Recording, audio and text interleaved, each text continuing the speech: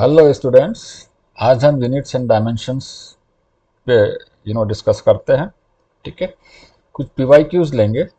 ये JEE mains के लिए है ना। ठीक है, तो शुरू करें। देखो यहाँ लिखा हुआ ये क्वेश्चन कौन से ईयर में आया हुआ है ना, किस तारीख को आया हुआ है। ठीक है, देखो पहला क्वेश्चन क्या बोलता है, dimensional formula for angular momentum angular impulse. The dimensional formula for angular impulse is, angular impulse क्या होता है ना। जैसे हमारे पास लीनियर इम्पल्स होता है ना, ऐसे ही एंगुलर इम्पल्स भी होता है। ठीक है, लीनियर इम्पल्स को हम कैसे मेजर करते हैं? By change in linear momentum, है ना। यदि कोई फोर्स लगाया जाए for a very short duration of time, यदि मान लो दो ऑब्जेक्ट्स का मान लो कोलिजन होता है, तो ड्यूरिंग कोलिजन जो हो रहा है, ड्यूरिंग कोलिजन वो जो 1 माइक्रो सेकंड के लिए हो रहा है, उस दौरान दोनों की बीच जो वो जो इंटरेक्टिंग फोर्स है, वो एकदम से बढ़ रहा है और फिर एकदम से कम हो रहा है। ठीक है, तो वो जो फोर्स मल्टीप्लाइड बाय टाइम का जो ग्राफ होता है, ऐसा ग्राफ आता है, आप लोगों ने पढ़ा होगा डिटेल में। ठीक है, ऐसा जो ग्राफ आता है, वाई एक्सिस पे फोर्स ले, एक्स एक्सिस पे हम हम टाइम ले, तो ये जो एरिया होता है, दिस इज इम्पल्स।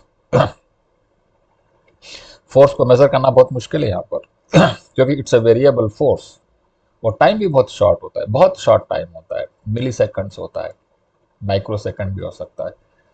तो मेजर करना बहुत मुश्किल है ये एरिया।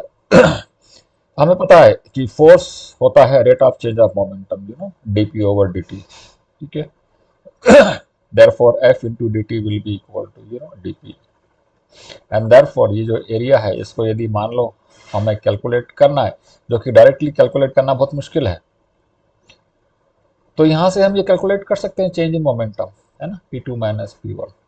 यदि चेंज इन मोमेंटम मान लो हम कैलकुलेट कर लेते हैं, सो वो हम बेसिकली इम्पल्स कैलकुलेट कर रहे हैं, right. This is linear impulse. Similarly angular impulse. ठीक है, एंगुलर इम्पल्स में क्या होता है, angular impulse is basically change in angular momentum.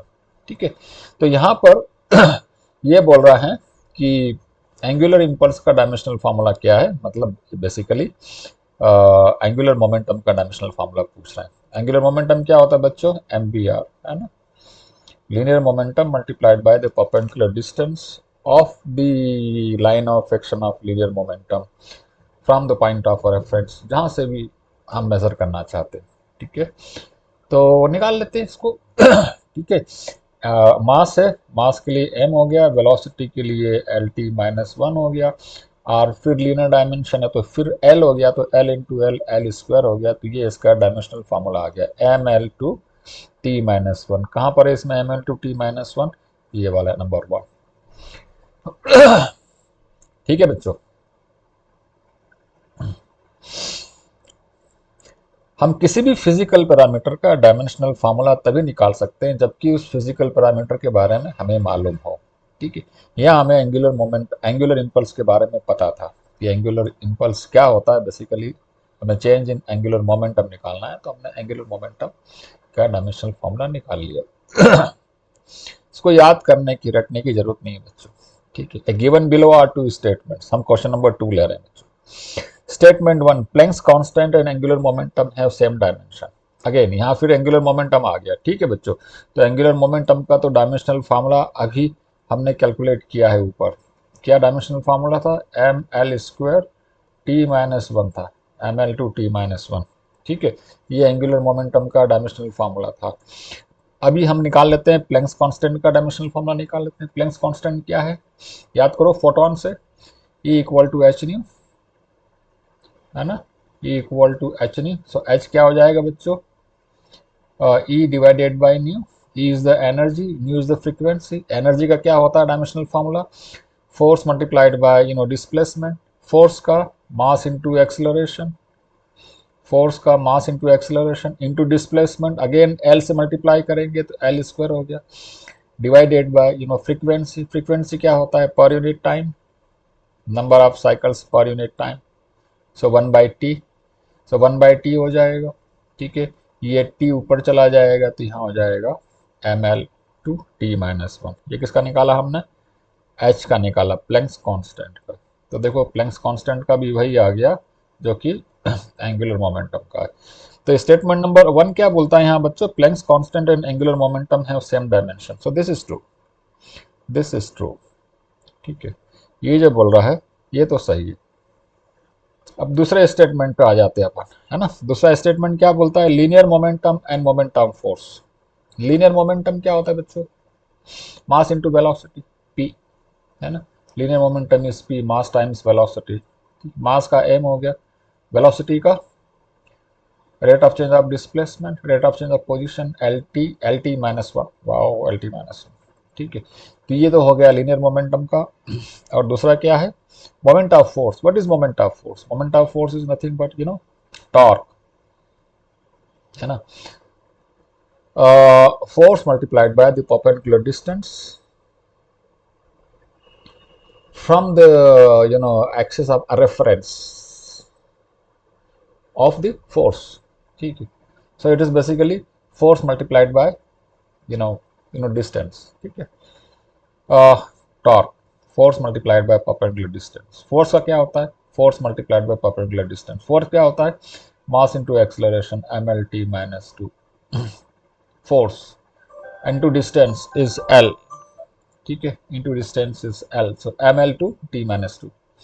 ये टॉर्क का हो गया। क्या ये दोनों का एक जैसा डायमेंशनल फॉर्मूला है क्या, नहीं है, लेकिन यहाँ ये बोल रहे हैं linear momentum and momentum force have same dimension, so this is not true, this is false. तो statement number 1 is true, statement number 2 is false. Okay, तो देख लो कौन सा सही होगा बच्चों इसमें। Statement 1 is true but statement 2 is false, so एक नंबर होगा। ठीक है, both statement are false, both statements are true, statement 1 is false, second is true, no, so our correct answer should be number 1, right। आगे चले, okay. Next question लेते हैं बच्चों, question number 3, the equation of state of a real gas is given by p plus a by v square into v minus b equals to R T. ठीक है, ये है equation of state, real gas की equation of state है। Ideal gas की तो P V equal to R T होती है। ठीक है, that is for ideal gas, लेकिन एक्चुअली प्रैक्टिकली कोई भी आइडियल गैस तो होती नहीं है। ठीक है, रियल गैस की ये होती बच्चों। ठीक है, where P, V, T are pressure, volume and temperature and R is universal gas constant, the dimensions of A by B square, A by B square का डायमेंशन निकालना है।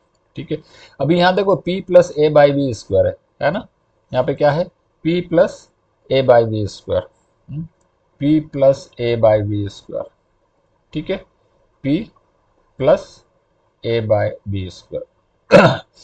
देखो A का डायमेंशन क्या होना चाहिए, या ए बाई बी स्क्वायर का डायमेंशन क्या होना चाहिए, ए बाई बी स्क्वायर का डायमेंशन वो होना चाहिए जो कि पी का डायमेंशन है, क्योंकि दो फिजिकल पैरामीटर्स को ऐड कर रहे हैं, और दो फिजिकल पैरामीटर्स को हम तभी ऐड कर सकते हैं जबकि दोनों के डायमेंशन सेम हो। ठीक है, मीटर में मीटर को ऐड करेंगे, 4 मीटर और 5 मीटर विल बी 9 मीटर, है ना। किलोग्राम में किलोग्राम को ऐड करेंगे, 10 केजी प्लस 5 केजी 15 केजी। कभी ऐसा कहीं देखा है कि कहीं पे मीटर में किलोग्राम ऐड कर दिया, 10 केजी प्लस 5 मीटर कितना होगा, we can not do it, right. Similarly subtract भी नहीं कर सकते। यदि यदि मान लो अलग अलग डायमेंशन हैं दो फिजिकल वेरिएबल्स के, तो उनको हम सब्ट्रैक्ट भी नहीं कर सकते।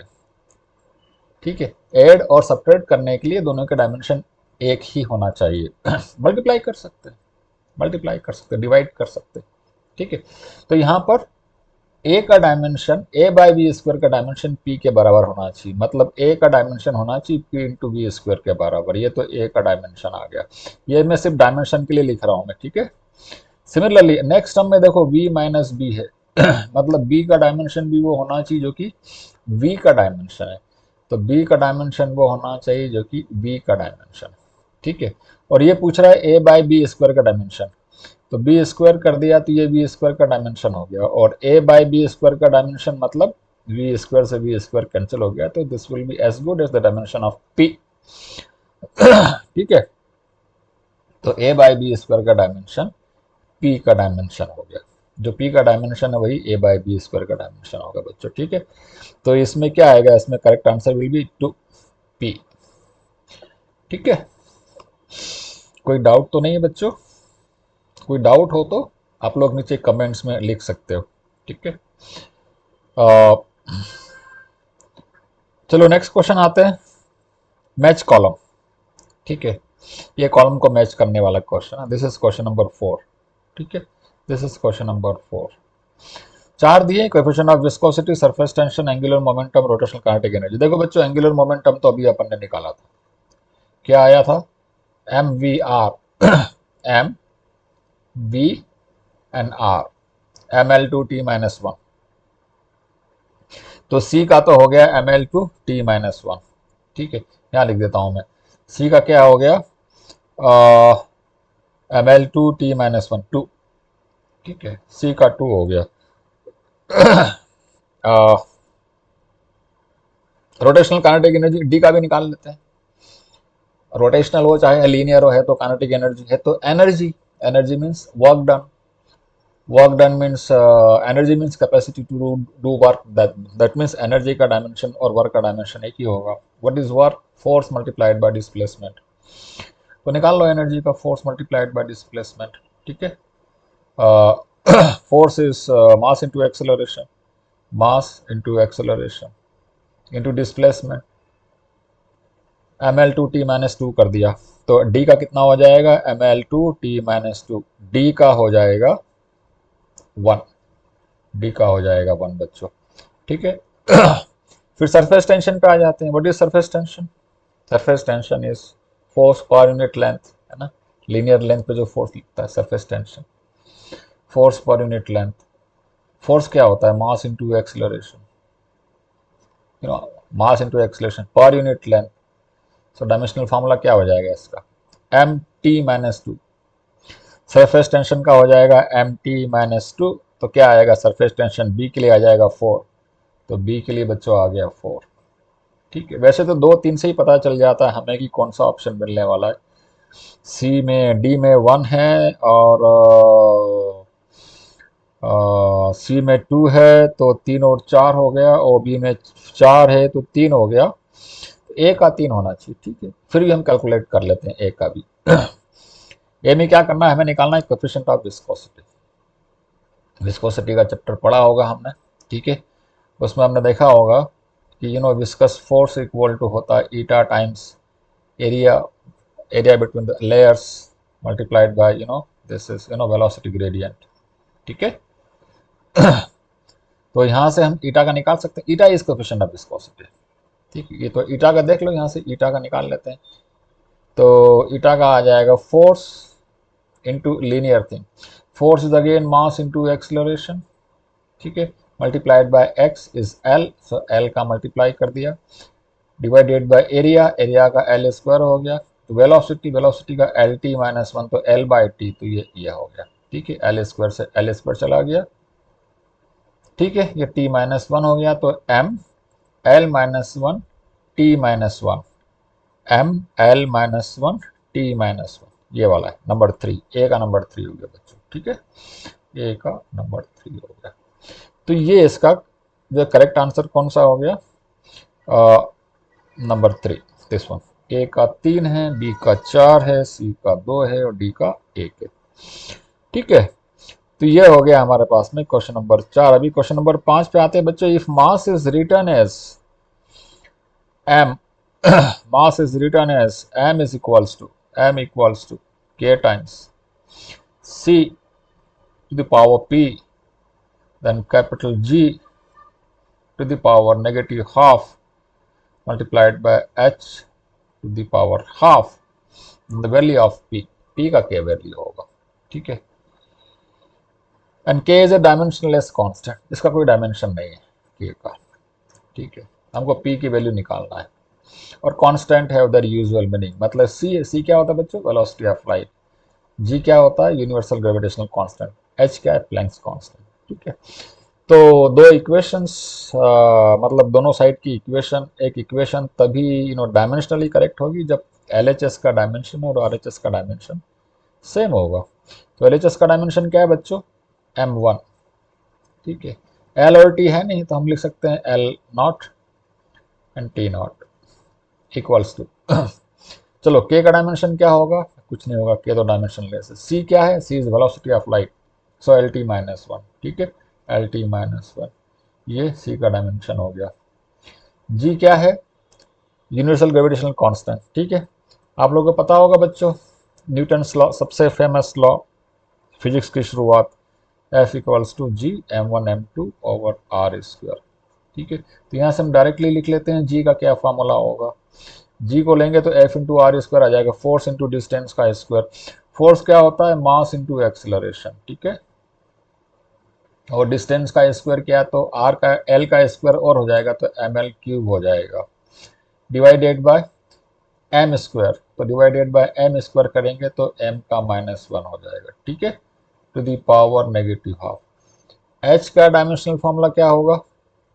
H is equal to h nu, so H will be E by nu, है ना। E is energy, force into distance into displacement, so m l t minus 2, mass into acceleration, this is force into displacement, divided by, हमको h निकालना, h is E by nu, so divided by nu, nu is frequency 1 over t, so t का product हो जाएगा इसका, so this will become t minus 1, so ml2 t minus 1, ठीक है, that is half.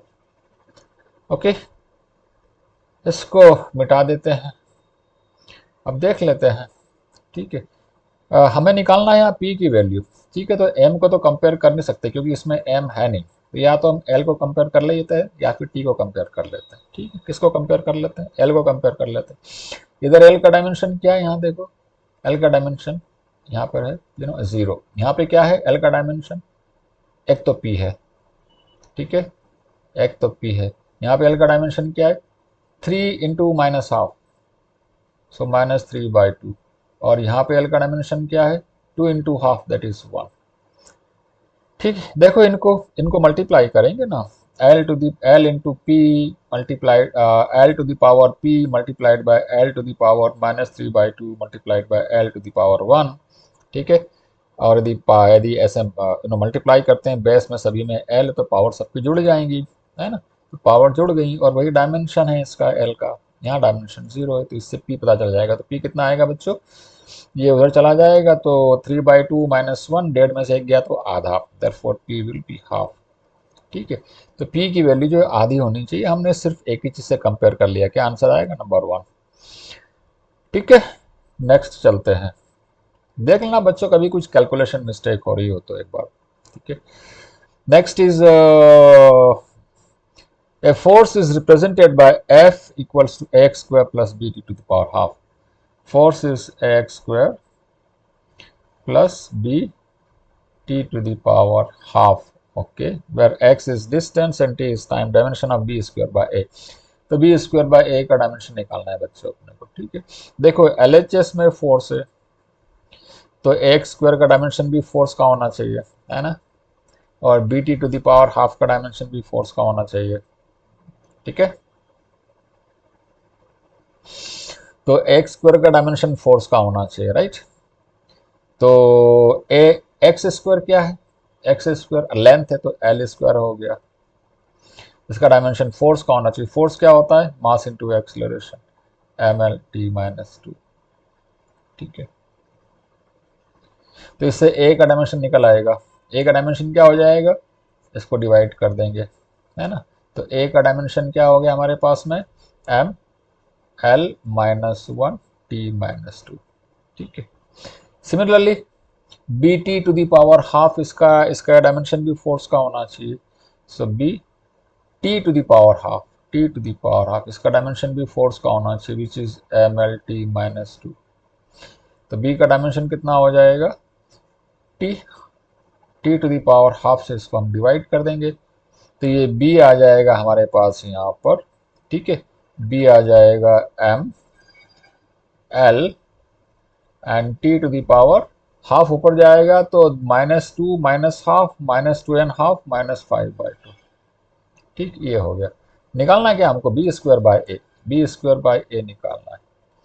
तो b का square कर दो बच्चों, b का स्क्वायर कर देंगे क्या हो जाएगा? m square l square t to the power -5 divided by A क्या हो जाएगा? M L minus 1 T power -2, ठीक है। ये एम स्क्वायर एम है तो यहाँ बचेगा एम, ये -1 ऊपर जाएगा तो एल क्यूब हो जाएगा, ये -2 ऊपर जाएगा तो +2 हो जाएगा, t-3 हो जाएगा। ठीक है, देख लेना बच्चों, कभी कुछ कैलकुलेशन मिस्टेक हो रही हो तो उसको हिसाब से देखना ऑलरेडी बात, लेकिन ये प्रोसेस यही रहेगी। ml3 t⁻³ है इसमें कहीं पर ml3 या, सो इसका आंसर होगा नंबर 1। ठीक है, ये हो गया क्वेश्चन नंबर 6। अब अपन आ जाते हैं 7वें क्वेश्चन पर। 7वां क्वेश्चन हमें कहता है बच्चों, consider two physical quantities A and B related to each other as E equals. देखो सारे क्वेश्चन ऑलमोस्ट एक ही टाइप के हैं। ठीक है, B minus X square divided by A T.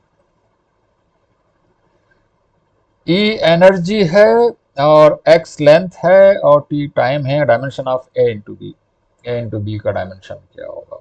देखो ये b माइनस एक्स स्क्वायर है ना, दो फिजिकल वेरिएबल को एक दूसरे से हम सब्ट्रैक्ट कर रहे हैं, तो b का डायमेंशन भी वही होना चाहिए जो एक्स स्क्वायर का डायमेंशन है।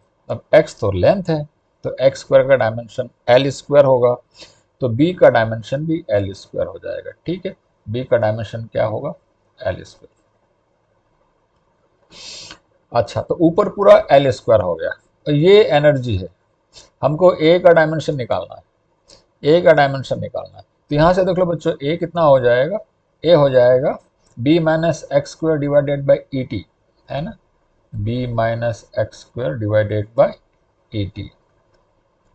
ठीक है, बी माइनस, अब हम सिर्फ डायमेंशन लिखेंगे, तो बी माइनस एक्स स्क्वायर का डायमेंशन क्या है? L square.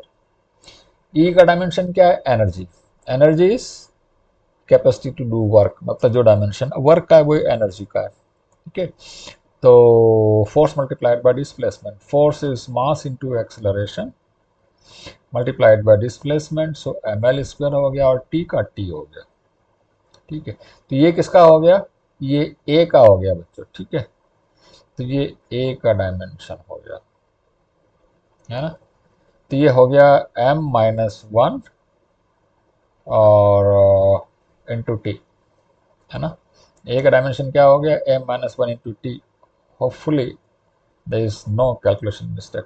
तो अपने को a इंटू बी का निकालना है, a इंटू बी, तो a का m-1 इंटू टी है और b का एल स्क्वायर है, तो m-1 L square T. This should be the dimension of A B, है ना। m-1 एल स्क्वायर कौन सा आ रहा है इसके अंदर? T, m-1 L square T, so number 2, so number 2 is the is the correct answer. ठीक है, तो ऐसे हमने आज कुछ 4 5 6 7 क्वेश्चंस लिए प्रीवियस ईयर के जेई मेंस के। ठीक है, आप लोगों को कुछ भी डाउट वगैरह हो, कुछ क्वेरी हो, तो आप लोग नीचे कमेंट सेक्शन के अंदर आप लिख सकते हैं। ठीक है, ऐसे में पूरे फिजिक्स के वीडियोस बनाने की मेरी इच्छा है और मैं कोशिश करूँगा। ठीक है, राइट, तो चलो बच्चों यहाँ डिसकंटिन्यू करते हैं। बाय बाय, नेक्स्ट वीडियो में मिलते हैं। ओके।